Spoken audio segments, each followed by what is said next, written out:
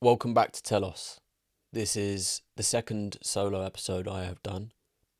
I thought it'd be a good time of year to do another one of these. Seems though it's the beginning of 2026 and people may be thinking about all the things that they want to achieve this year and the things they want to learn this year and the people they want to become this year.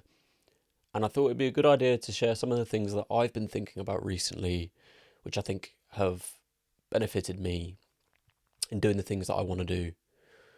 And yeah, I thought I'd share them with you, see if they help you too. So let's get into it. The first thing is understanding how important the first few minutes of your day are. They are the first piece of resistance. When we wake up, we're confronted with all sorts of chaos. We're not changed. Our bed isn't made. Our room may be messy. We feel unclean and dirty because we haven't had a shower and brushed our teeth yet. Maybe we haven't styled our hair or put our makeup on. And how you begin the day is exactly how your day is going to go. If you wake up in the morning and seek to find comfort and avoid the unknown and the chaos, your whole day will go the exact same way. You won't be able to face any of the things that you need to do. You won't be able to deal with the tasks that you set yourself the day before in a manner that you might have wished you had. And it's so important that we face this chaos earlier in the morning and go about trying to set order out of chaos when we first wake.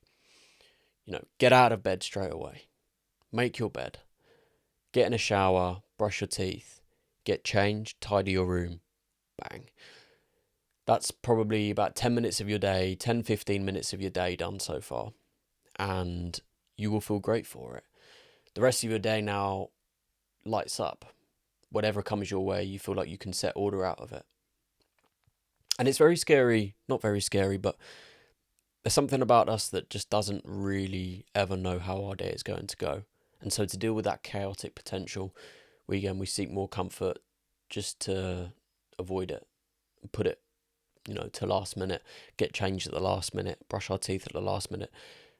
But if you wake up in the morning and you just get doing the things that you're supposed to do, your day will immensely improve. The second thing is the transferability of discipline. Now, similar to the first point, the first thing, discipline yourself to get out of bed in the morning and do the things that you're supposed to do. Discipline is transferable in all cases. If you look at like a biscuit jar and you really fancy eating a biscuit, but it's not good for you and you probably shouldn't eat it, especially if you're dieting, the discipline to avoid that doesn't just apply to avoiding eating the biscuit in future, but your brain is trained in a way that allows you to discipline yourself easier with other tasks. There's a part of your brain called the anterior mid-cingulate cortex, and I learnt this from Huberman Lab, Andrew Huberman. And this part of your brain grows when you do something that you don't want to do. And when it grows, doing things that you don't want to do becomes easier. Now, disciplining yourself at the small things means so much. You may think it's worth nothing. You may think it's just one more biscuit, or you may think it's just one item of clothing on the floor. But picking up that sock and putting it in the laundry basket does so much for your ability to discipline yourself in other aspects of life. And if you do it again and again and again, all of these small things that you discipline yourself out just seem to accumulate into an ultimate disciplinary strength. And it's important that you go about your day disciplining yourself in the small things, so that when the big things arrive and you have to do something that you really don't want to do, you find it so much easier to make yourself do it. The third thing is exposure and composure. Now, confidence is very important for completing tasks and feeling good about yourself and confidence is key. As many people say, confidence is definitely key.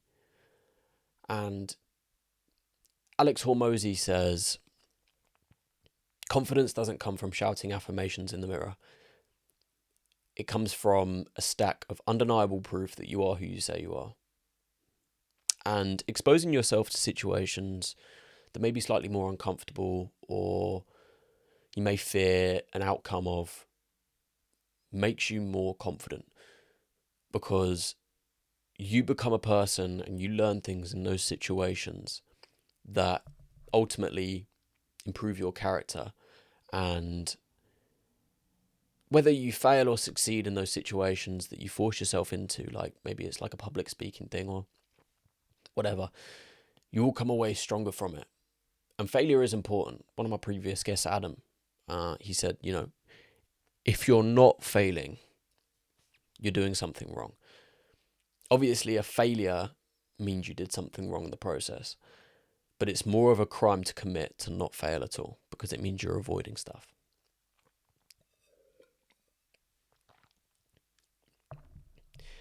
And something that I'm really pushing myself to do more so this year is exposing myself to situations that I really just don't want to be in. I really just, like, some days I really just don't feel like it. And I'm just forcing myself to go and talk to those people, see someone in the street, just go talk to them, just go say hi. Where you may feel a little bit more nervous or anxious at things, just make yourself face it. Whether it's, you want to go talk to the girl or the boy at the bar, or you want to approach someone about a business idea, or maybe getting a job interview or whatever, just go do it. There's no reason not to do it. You cheat yourself out of all the positive potential by just avoiding. My dad says to me, don't ask, you don't get. And I think that that's such a good way to think about life, because you may be nervous to ask something of someone, or ask, a question to someone or something. But if you don't ask, you definitely don't get an answer. If you do ask, okay, now you open yourself up to potential humiliation and rejection. But if you do ask, you also open yourself up to something you didn't have before if you didn't ask, which is the potential to get what you want. And it's always just worth trying things. We avoid rejection, humiliation, negative stuff. But on the other side of the coin is the potential for positive stuff. So throw yourself into situations, and this is what I'm really pushing myself to do this year, is just throw myself into things that I don't know what the outcome's going to be, and just learning from it. And whatever I fail or succeed, just sitting with myself afterwards and just thinking, how did that go? How can I do better again? Number 4, being versus looking. Now, this is a really prevalent one in today's world. If you go back 30 years, I don't think that this one would have been as much. But the reason is social media. Social media provides everyone with an opportunity to just show their best selves. No one sees the negative sides that people face in their lives. And we have this we see a rise in things like imposter syndrome and stuff like that, which is where people feel like they are not the person that people think they are. And it's really important that you do feel like you are the person that people think you are. We have 2 kind of ways to go about things. You can either show, not tell, or tell, not show. The thing with one of the ways, show, not tell, is the telling becomes a side effect, or happens as a result of showing. For example, you don't need to tell everybody that you're going to the gym, training 5, 6, 7 days a week. People will see the results from that. And it's just a thing that you've got to keep to yourself and stay humble about. By telling people the things you're doing, you get a reward out of their reaction to you saying what you're doing. By showing people, okay, you may get the admiration and the respect and all the positive social things from showing people, not necessarily like going out your way to show people, but people will see the work that you have put in. And they are positive things, but that's not what everything's about. It's about being, not looking. It's about being healthy, not looking healthy. It's about being a good person, not looking like a good person. And if you go down the route of chasing looking like something, it never lasts a long time. You end up realizing that you're kind of living this false life, and you become really uncomfortable with yourself. And it's quite a dark place to be. And that's where things like imposter syndrome and stuff like that arise. So it's important to, with all the things that you do, all the health and fitness progress that you're trying to make, and all these things, it's really important that you focus on being, not looking. In the gym, it's about being strong, not looking strong. Don't lift something that's ridiculously heavy if you simply cannot lift it to the point that you're gaining muscle out of it, or lift what you can. Lift what actually makes you stronger, not what makes you look stronger. Number 5, order on the front foot. It's very important that we stay on the front foot of trying to keep things in order and not the back foot. Staying ahead of the game, not waiting until the bin is like completely full that then you decide to change it. Like if you have time to change it, it just keeps you on the front foot, keeps it empty, keeps it clean. Not waiting until your desk space is completely cluttered for you then to decide to clean it. Just stay on top. If you've left the pencil out, just put it away. My girlfriend says to me, put it away, don't put it down. If we use something, just put it away. Stay on that front foot. Keep the order. Keep yourself in order as well as the order around you in check. Don't wait for things to make you stress and go into a flight or fight response and just feel stressed to get things back in order again. Stay on the front foot and make sure things are just kept clean, tidy.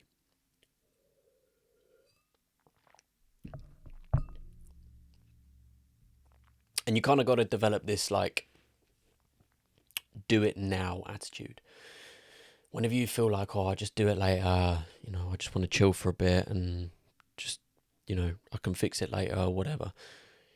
Whenever you feel that slight piece of procrastination come in, just train in your brain, do it now, do it now, do it now.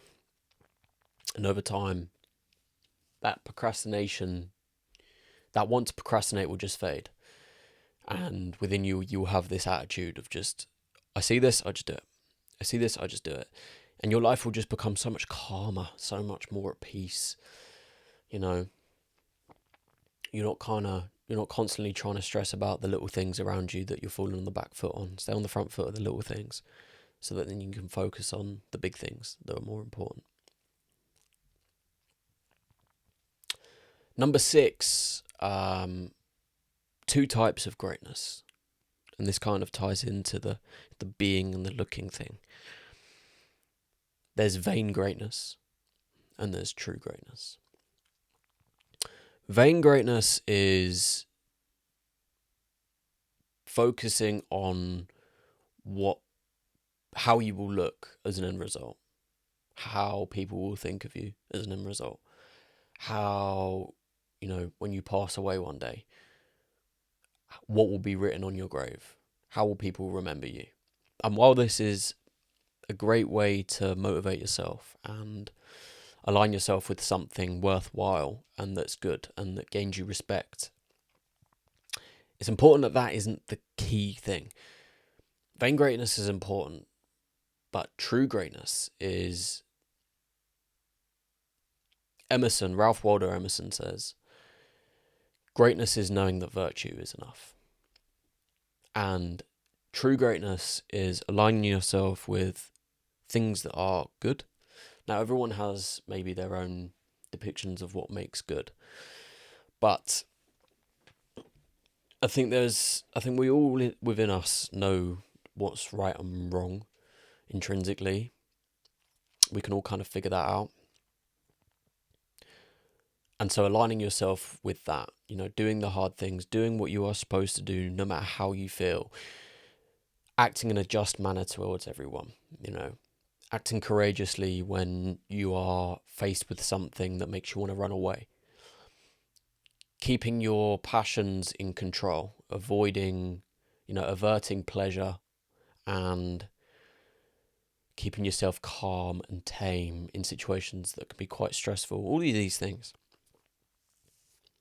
they within us, we know that those are the right things to do. And so aligning yourself with that, no matter what people think about you, is the key thing to focus on. Vain greatness is satisfied in the long run, more so when you focus on true greatness. If you focus on the true greatness and you do the good things and you do what you're supposed to do, vain greatness ends up being satisfied in the long run. Sometimes immediately when you focus on the true greatness, it just feels like a long path where no one really knows what's going on with you, and like you're really just trying to be the best person you can, and people may not appreciate it, and you don't do it for the appreciation, you do it for yourself. And if you know something is the right thing to do, just do it. Don't do it because people will think a certain way about you.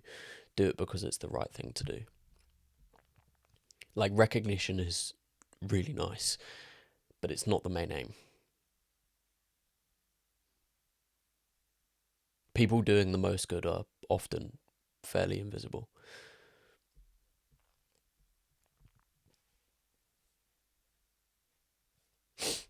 Number 7, listening and making others feel seen.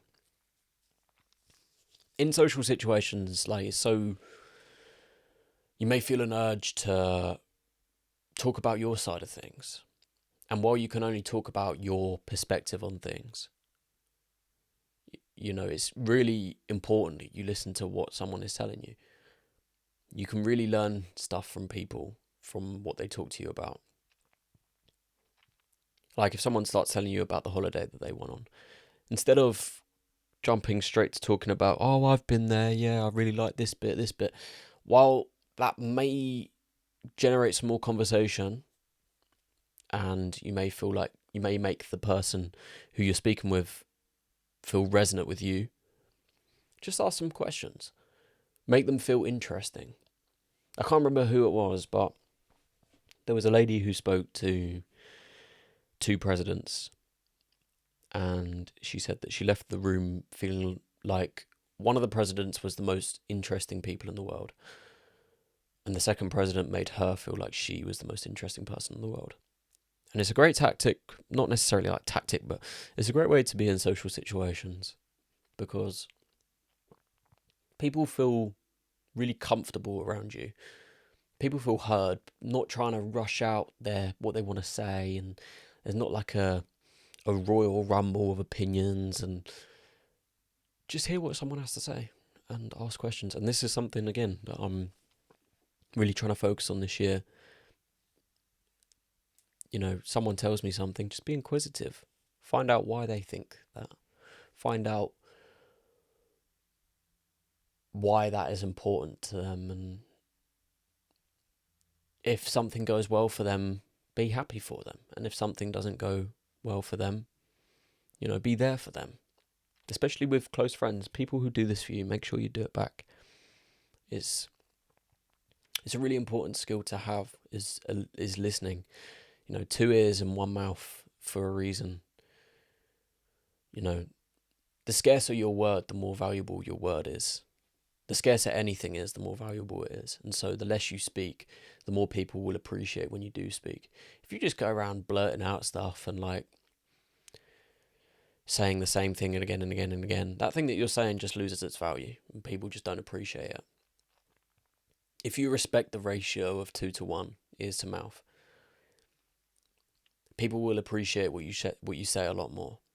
And if you're feeling unappreciated by people for the values that you can share and the things and aspects and insights that you have to say to people, it's important that you respect the ratio of 2 to 1, because your word becomes more valuable and the speaker feels like they are more interesting.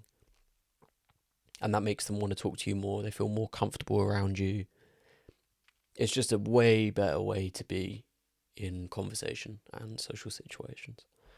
And it's definitely something as well that, while trying to improve myself as a podcast host, I'm trying to improve that aspect about me. Make my guest feel interesting, and they'll be so much more happy to talk about all the things that they know. If they feel like what they are saying isn't interesting, all the things that they know, they won't want to talk about. If someone tells you something and you immediately start telling them your thing, they're going to feel like what they're saying is uninteresting, that you don't care. And they'll just stop telling you things. Whereas if they tell you something and you sit and you actually listen and ask them more about it and find out why it's important to them, they'll be so much happier to talk to you about so much more. Okay, so what's the time? About 23, 24 minutes in, I think. I have a few questions to answer. A little Q&A. I've not done one of these before. Okay.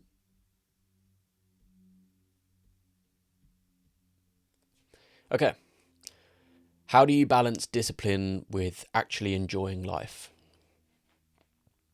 It's a hard one to figure out, because discipline, something that's really important to understand, and this is something that, again, I was going to put on the list today, and this provides me a great opportunity to actually talk about it.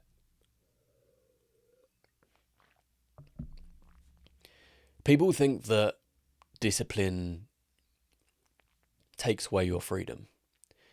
People think that if they live a disciplined life, they're not going to be able to live like the, you only live once type lifestyle, just go do it. Blah, blah. Discipline is freedom. Why? Discipline is being able to control oneself when it is necessary to do so. It's about being able to make yourself do the right thing no matter how you feel. And the reason why discipline is freedom is because you have complete and utter control of yourself. And when you get to the point of true discipline, where you have control of yourself and you can moderate yourself and you can still go and enjoy the things, you can still go out and meet friends, and if you want to have a drink with your friends, you can still go do that, but you have it under moderation. And there isn't really so much finding a balance between discipline and enjoying life, because when you are truly disciplined, you enjoy life no matter what. Like, everything's in moderation. You feel good about yourself. You can control yourself.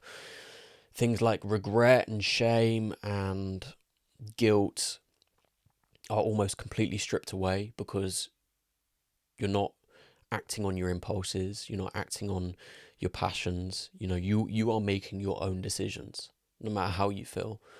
And you are able to select the right decision, no matter what the situation.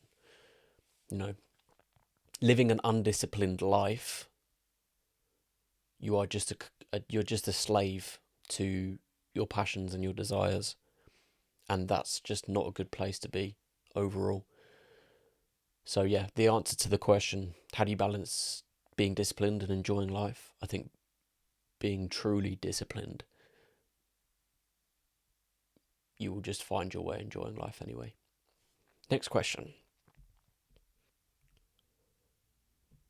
What's one question people should ask themselves more often? That's a good question.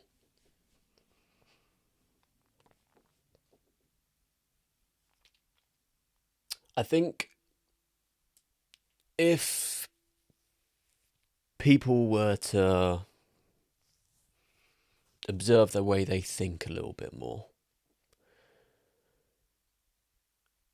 I think people should question more often, is this the right way to think?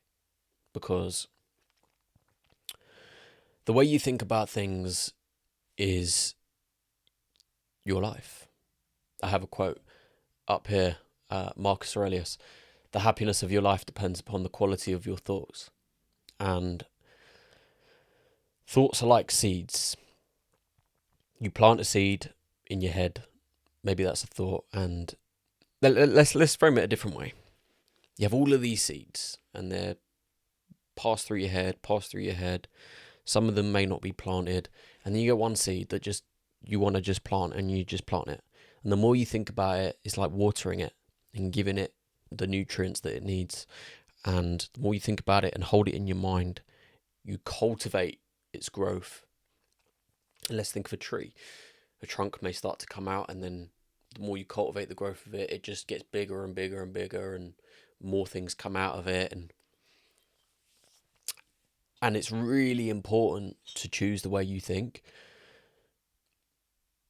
The thoughts that you hold in your mind are just how your life goes, how you feel about things, how you deal with things. You know, is the glass half empty or half full? You can choose the way you think. And the way you think is detached to the way you feel. Instead of saying, I am angry, it's better to say, I feel angry. It's important that you still feel things, but you don't let it determine that I am. It's not I am sad, I feel sad. And that simple change of mindset is so important to just living a better life and feeling more positive. And so yeah, in the answer to the question, if people were to question more often, is this the right way to think? They'd find very easily and very quickly the things that are right and wrong to think about. And you will find yourself naturally feeling obliged to think in a correct manner, and your life will just improve so much more. And the last one, how do you stay patient when progress is slow and invisible? Again, that's a really good question. Staying patient when growth is slow and invisible. Patience is key. If you're not patient, you're not going to achieve anything. Everything takes time. Rome wasn't built in a day, and you can't rush greatness. All of these sayings, everything takes time, and growth is exponential. It's kind of, you start and it just feels like you get nothing for a very long time, and then all of a sudden, bang. Another saying, a lifetime of work feels like overnight success. And so to be able to achieve the things that you want to do and achieve the goals that you set out for yourself, you need faith. You need not necessarily faith in a higher being or faith in that kind of term, but faith in yourself. Okay, so what is faith? I'd say that faith is unconditional belief. Okay, so what is belief? I'd say to believe in something is to act in accordance to it existing. And very often we only believe in things when we have physical evidence of those things. And so when we don't have the physical evidence of those things, we lose belief. And when things feel like the growth is not getting anywhere and we're not getting anything out of it, we may lose belief very quickly. And so where it becomes important to have faith is that belief is unconditional. It doesn't matter what the belief is tied to, you still believe in yourself and you have faith in the fact that you are going to get where you dream of getting if you just keep going. And we end up getting to a point where we give up just before what we've always dreamed of getting. There's another quote: "The darkest time of night comes just before dawn." And where we're at that point where we really feel like we just have been going for so long and this really isn't getting anywhere, we give up. And I'm sure you guys listening have seen the image. If you haven't, I'll put it on the screen, of these two miners, and one is that far away from finding the diamonds and the other just kept going and he got through that tiny little bit and he got the diamonds. And you kind of need to have that attitude and mentality the whole way through. You got to hold on to that nearly there kind of mindset.